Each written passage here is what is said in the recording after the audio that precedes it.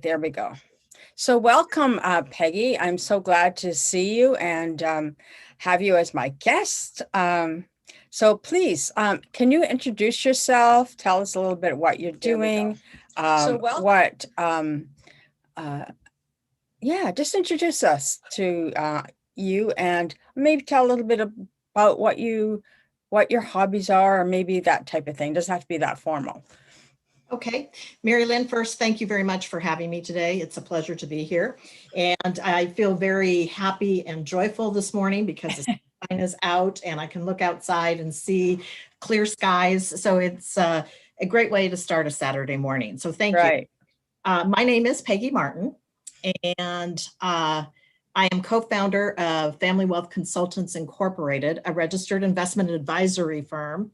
And that was a mouthful, so we came up with a DBA, which is called the Family Wealth Consulting Group.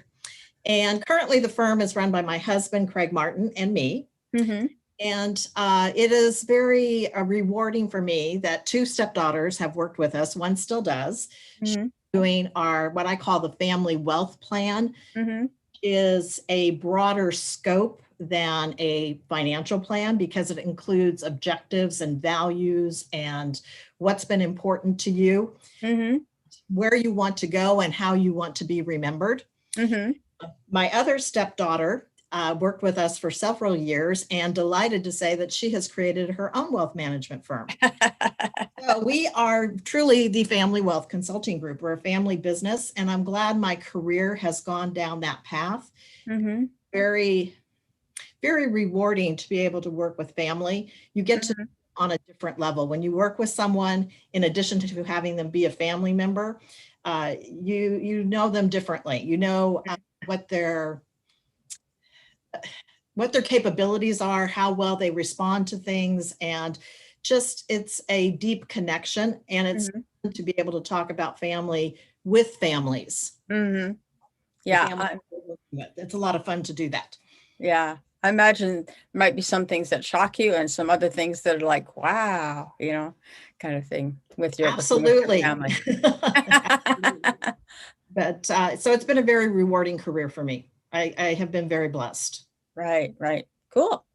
And talking about entrepreneurship is my husband and I say to each other every morning, today we're unemployed. We need to get to work because every single day. So it's something that keeps us very in tune and motivated, absolutely motivated to go out and be with people, greet people. And in this time frame, of course, during the pandemic, that's been quite challenging. And thank goodness for Zoom. Yeah. Yeah, absolutely. Yeah, it's during the pandemic, we've had to switch gears, spend a little bit more time online than probably we would normally like to do, but that's what there is. And so it's a great way to connect with other people because you get to see them, speak with them, and just see them visually. So that really helps building the trust factor up between people. Yeah. Yes. So how did you get into doing what you're doing now? Well, very good question. I've been doing this for longer than I care to admit to. Number one. However, my dad was a life insurance agent, and I, as a teenager, helped him. And, the mundane administrative type things. In those days, there was the typewriter. Right. There were envelopes that you addressed, and you took things over to the post office to mail them, and so forth. But it taught me a connection with people and a way to be able to assist people. And I find that to be, for me, a real enjoyable experience to be able to know that you're trusted by another, trusting you. And that's a huge compliment that they're trusting you. And further, they're sharing with you, and they're sharing with you at a very deep level. Right. And I think that I couldn't ask for more than that. Again, I keep using the word rewarding, but that's what comes up for me. Right. It is what enhances my life. Right. And it teaches me. I get to learn lessons all the time. about how to talk with people, Mm-hmm. how to be empathetic towards what they're going through. Mm-hmm. People go through divorces, transition out of a death of a spouse, Right. um, go through having their loved one have some form of dementia, and Mm-hmm. caregiving. All those things are encompassed in what I do, and Mm-hmm. building the legacy and how Yeah. I want to be remembered. People come to me saying, how do I want to be remembered? And we talk about that. We talk Right. about what do you want people to remember you? And are your actions in alignment with that? Right. Right. And So so what people, are some of the stories you have about that? well, I have done some what I call legacy workshops. Mm-hmm. Um, and what we do is we explore just writing down how can you make a difference. And most people that I'm dealing with go to the philanthropy side. Right. I'm a philanthropist and volunteer myself. So Mm-hmm. those people tend to gravitate towards me, or I Mm-hmm. gravitate towards them. I don't know which it is the case, which could be, but they want to be remembered for being a community leader, Mm-hmm. community supporter, helping underserved folks. That's what I hear a lot, especially during this time frame Right. now, that they want to help underserved people Mm-hmm. that are really desperately in need. Mm-hmm. Again, there comes that word rewarding again. Yeah. I am very much active in the Morgan Hill community. I live in Morgan, Mm-hmm. and I get to see some terrific projects put into place. Mm-hmm. Treasurer for the Morgan Hill Community Foundation, and we're doing great things to help with disaster relief right now. Right. It just, the need is so huge. Right. Yeah. It is so huge that that has become an important part of my own legacy. How do I describe that to others? Do Right. you know that about me? Have I Mm-hmm. communicated that to them? Mm-hmm. Well, they will now. Yeah.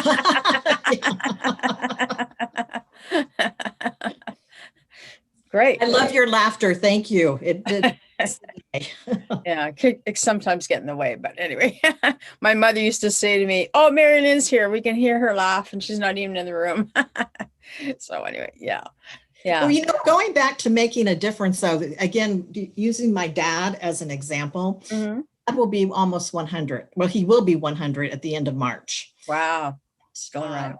he has said to me on more than one occasion, is when you get old, and then he looks at me and says, when you get really old, like Yeah. he said, you need to be comfortable with who you have been, the things that Right, you have done, because you have more time to reflect on it. The older you become, you have right. more time to reflect. So I use that a lot in my making the difference type conversations. Hmm.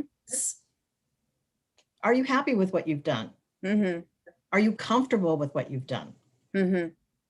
Yeah, I think we, certainly for myself, when you're like asking yourself questions like that, is like often what comes up is I could have done more.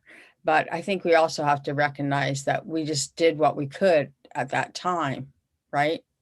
But Right. maybe we could have done more Mhm. or can do more, but it's Right. never too late to do anything. No, that's correct. You can always start doing. And again, going through this pandemic, the volunteerism for myself Hmm. has kept me focused on somebody other than me, Hmm. Hmm. and not necessarily always being uh, satisfied with the sheltering in place and all Hmm. the things that we've had to work with to heal our community, both, Right, both from the health side and from the financial side. right. So that helps that I have a broader scope. It also helps that I work every day, Hmm. Hmm. able to help another in my business, and I'm able to help another in my community. Right. Yeah. And I think, when we're volunteering, we might think, oh, I'm giving up all my time, but you're actually working, like you were saying, in some aspect because you're helping somebody else. And that's really part of your business anyway. Doesn't matter Right. what business you are in, you're in the That's people correct. business, That is correct. right? So Right. Right.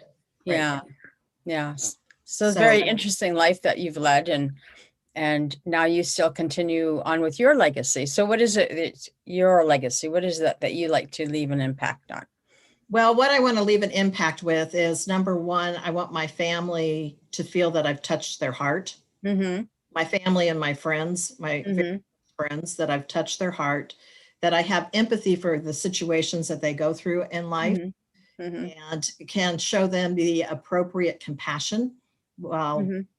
they're experiencing whatever they are experiencing. That's one thing I want to be remembered for, but I also want to be remembered for the person who says this will date me, says please, Yeah. says thank you, Yes. and I I do follow that all through the time. with Yeah. what I say I'm going to do, Yeah. be remembered that way too, that Yeah. what I said I was going to do. Mm-hmm.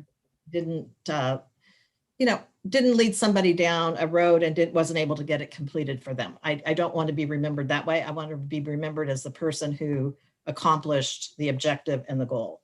Right. Right. Yeah. When we talked about please and thank yous, we are talking about that earlier. A friend of mine says, you Canadians, I used to think that that was just a show, but truly you are. And I went, yeah, I mean, like we were taught that to be say please and thank you and be civil toward other people. So that's funny that you brought that up, remembering to say the please and thank you and dating myself. No, Yeah. that's a good date to have. Be remembered for being polite, civil. I think that's probably, if any legacy, that would be a great legacy in that in itself, just to know that person treated me with respect all the time. Yeah. Yeah. Well, thank you for that. And I listened to some of your podcasts, which I found very fascinating to listen to. Mm-hmm. The word kindness, and I too want to be kind. And again, going back to previous life lessons, Yeah. uh, kindness for me can be holding the door open for somebody, Mm-hmm. so that they can get to their destination. They have a whole bunch of things in their hands and they can't get the door open. Right. That's one example of kindness. But the other I remember from a very young child, we lived in San Francisco at the time. Mm-hmm. Mom took us on the streetcars in San Francisco, and frequently my sister and she had us get up and let the older people coming onto the streetcar sit down. Right. And that meant that has stuck with me all of my life, because it's Mm-hmm. a repetitive thing. We took the streetcar a lot, and Mm-hmm. sister and I got to stand up a lot. So it was just something that it's an act of kindness. It's Right. of compassion. You see somebody else in need and you go help them. Right. Right. Right. Yeah. Can you share some stories about some ways you've been able to help your clients for your Absolutely. business or volunteering or whatever? Absolutely. One that comes up for me is a family that I worked with for over, 30 years, 35 years. Mm-hmm. I was very young. I met the patriarch and the matriarch, and we did estate planning work together. Oh, okay. I'm not an attorney in any way, but at that time I was working also with a lot of life insurance. And I got to know them and I got to know the family. Mm-hmm. And I have now been able to see the estate plan come to completion, because Mm-hmm. the patriarch and the matriarch are no longer here. Mm. And that is really quite an experience, to know a family for that length of time Mm-hmm. and see it from the start to the finish. Mm-hmm. And it worked. It did what it was intended to do. Mm-hmm. And so I find that very poignant. Mm-hmm. It was a very poignant, touching time frame, especially at the end of it. Mm-hmm. Realizing that those conversations I had with mom and dad, I can no longer have. Right. So it just that is what this is all about for me. Mm-hmm. Again, doing what I say I'm going to do. And there was the follow through. And I just happened to be the youngster on the team when everything went into place, that I was able to be the oldster on the other end. Well, you grew up with them. Yes, Basically. I did. So those kinds of things, working with families, helping them connect with one another, encouraging them to have the conversations that are difficult. Mm-hmm. Are your end of life wishes? Right. Do you have a healthcare directive? Have you told the person that you've chosen to be your healthcare agent what you want? Right. Document gives some information, but not necessarily a whole lot. Right. I I encourage that, have those conversations, because once the trigger happens, whether it be there's an incapacity that takes place, Mm-hmm. the person's in the hospital and now the healthcare agent is having to make that choice. Mm-hmm. It How do they make the choice Mm-hmm. if the conversation hasn't taken place? So I really encourage that with Mm-hmm. clients. Please have the conversation, and above all, let them know that you've picked them. Don't surprise somebody, Yeah. because they may not want that responsibility. There's Right. a lot of people that don't want that responsibility Mm-hmm. of having to make end of life choices when you're not able to, when you're not Right. able to communicate it to them. So those are some of the other areas that I get into in particular within our firm, because we're a holistic firm. So I think we need to be connecting with our clients, estate planning attorney, their tax professional, their CPA, whoever else they have in their Mm-hmm. on their team. Mm-hmm. The client is pointed in, that everybody's working for the client and Mm-hmm. pointed the same way. We're going on Mm-hmm. the same path versus having one advisor possibly going on a different path because they don't know. Right. Those are the things that I find very impactful and empowering with working with families Mm-hmm. Mm-hmm. and getting the children involved. If the again, if the parent or whoever the hierarchy is, if Right. that person or persons will allow that conversation to take place. The second generation, it is helpful if they know in advance. What another example was, in one case that we were settling at the death of the father, one of the children was not named a beneficiary of the IRA Mm. based on dad's choice. That was dad's choice. And that created a lot of, well, it just created a lot of hurt. Right. We were left being the ones that had to give that news to that person, to that child. Mm-hmm. And that's difficult. It leaves the child wondering, well, why didn't dad talk to me? Right. So those are, again, the holistic planning. It's all around the whole, all the well-being. The root of the word wealth is well-being. So Right. it encompasses the financial aspects. It encompasses the health, because that Mhm. biggest wealth is our health. Right. If we don't Absolutely. have that, that changes our whole well-being and all of our values and what's important to us. Mm-hmm. Mm-hmm. Yeah, absolutely. As you're talking, I'm kind of going through this with a friend of mine who has no family and wants me to do this and that. And I'm going like, well, I don't mind helping out, but what am I getting myself into? Yeah.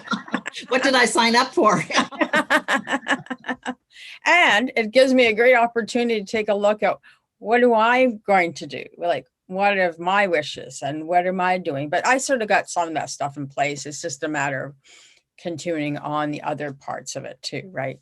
But yeah, like you were saying, is we get so excited. We're born, we're here, we're playing as kids, and then all of a sudden we're so much a responsibility that we have to face. And it's not just our own responsibility, it's responsibility for somebody else. And how can we bring that forth into being that is holistic, gentle, empathetic, and compassionate? Right, exactly.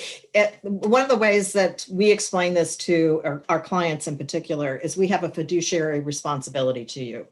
Mm-hmm. That we need to be working for you. We need to be working for you and your best interests. And Right. I also take that through to the volunteerism, Yeah. that I choose to volunteer for a group. I need to be a fiduciary for that group too, Right. and make sure that, again, that the follow through happens. And Mm-hmm. I'm working for that organization and that cause, not for myself. Right. Right. And I think another way, just like you were saying about volunteering is that we have to take a look at the whole umbrella, the whole cost. Like I was speaking to a financial gal, and she was saying that, when we get involved in a group, we have to take a look at not only the cost of that group financially, but like you were saying, the whole cost of our emotional well-being and emotional, what are we really there for? If we're just Right. there to serve, then it'll work. But if we're there for other reasons, then it may not work out. So, Well, that's true. I believe that. I do believe that if you're there because you think it's going to enhance yourself mhm, and you don't have the altruistic component of really wanting to be there, it probably won't be a fit long term. yeah, It won't work for you, and it may not work for the group. mhm, That can come through. right, Ultimately, it starts to come through that your heart isn't really in doing this. right, right. So I guess yeah, you really have to think about not just being excited, being a part of a group, and your responsibilities of things that you accepted that you're going to be a part of that group, but also be there wholly, like giving space to Correct. that. So yeah, so giving space to your business and your clients is all important, right? Because you Correct. have to be there listening to them, being empathetic and compassionate. So you embrace the whole concept about being kind. You embrace the whole idea, whether it's your business or you're volunteering, that you're there totally just for someone else or a group of people, right? Exactly. That is my experience, that I am there for them. Mm-hmm. Mm-hmm. Mm-hmm. And that's the servant leader, being a servant leader of your life and of for other people, right? I like that phraseology. The servant. Yeah. I like that. You're a servant leader for the people you serve, you Right. know. Right. Yeah. Yeah. So that's cool. That's cool. So is there anything else you'd like to add before we end off the call, or do you have Um, anything? again, I've just been very glad to be here today and Yeah. have an opportunity to tell some of my story. Uh, Yeah. I think we like to tell our stories, and you have done a good job of directing the conversation. So I appreciate that very much. And I'm looking forward to doing more legacy work and being able to help others, whether they be clients or volunteerism. Right, right. Yeah, absolutely. I think we all play those roles in our life. Just sometimes I don't know, other things pop into our head thinking, oh, we got to get something out of it to do it, right? And really, if we all just think of ourselves as CKOs or servant leaders, then I think overall everything works out. A CKO is a Chief Kindness Officer. Okay, I learned two new things today, and that's always a good thing too. So my kind of goal is not just when doing the show, but other to help other people be better CKOs, like Chief of Kindness Officers, because we are our own officers in our own life, right? Correct. We are. So we are, and we're all servant leaders at some aspect, whatever that looks like to that person. So Correct. it's just like if we could have more of those, then I think that the world will be a kinder world. But that's just my opinion. I mean, everybody doesn't have to agree with me on that one. Well, kindness can help a lot. It can make a big difference. It really Right, can make a big difference. right. Well, thank you, Peggy, for joining me. I so enjoyed our conversation. It wasn't at all what I thought it would be. So that was cool. That was good. It's good. But anyway. As long as it's good. Okay, great. Thank you very much, Peggy, for joining me again today. You're on the Creating Impactful Legacy podcast show today. And my final ending is always about be kind to each other because that's all we have. So thank you very much.